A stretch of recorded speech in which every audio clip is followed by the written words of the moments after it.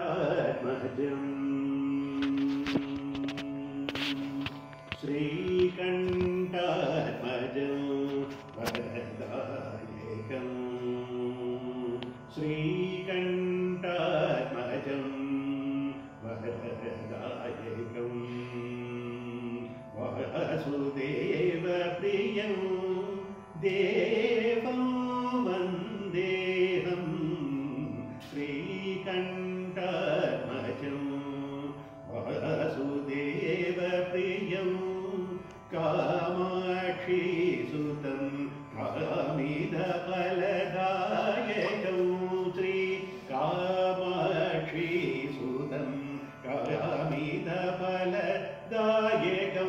कार्तिकेयं सदा भजामि श्रीकण्ठात्मजम्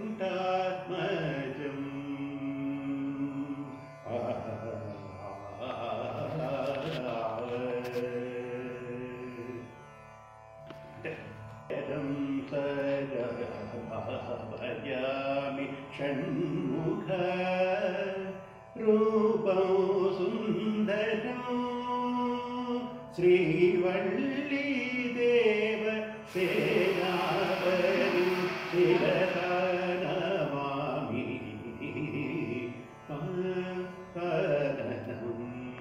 गजानन सोदरं गजानन सोदरं घनज्ञान अधिफलं गजानन सोदरं घनज्ञान फलस्वरूपं गजानन सोदरं घनज्ञान फलस्वरूपं देवसेनापतिं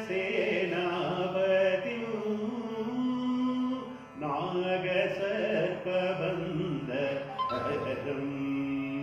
विमोचकं नागसर्पबन्ध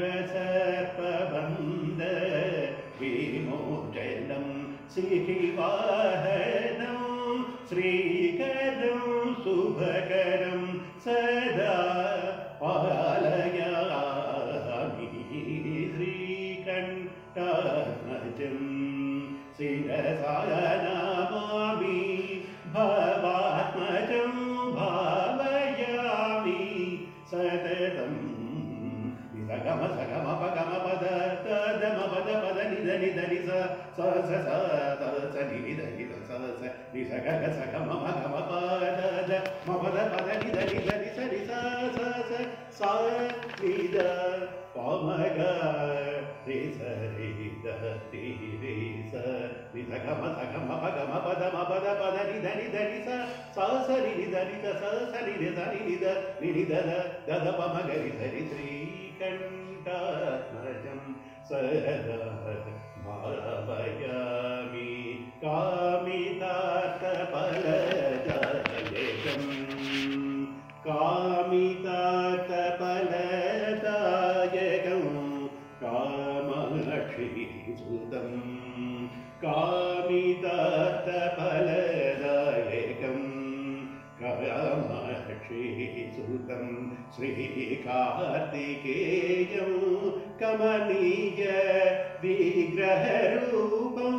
करुणानिधिं श्रीकार्तिकेयं सदा चिन्मुद्ररूपं द्वादश बाहुं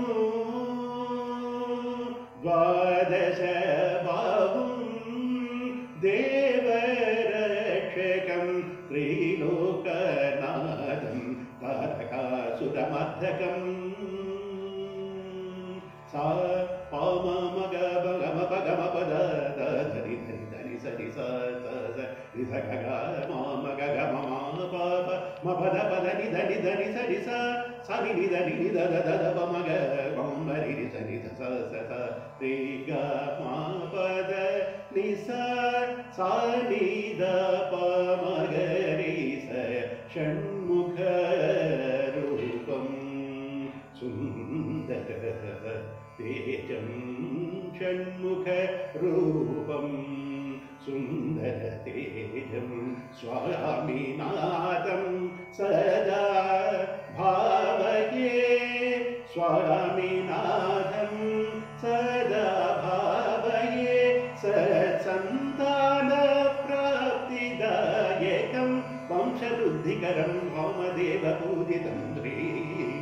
कामाक्षी सुतं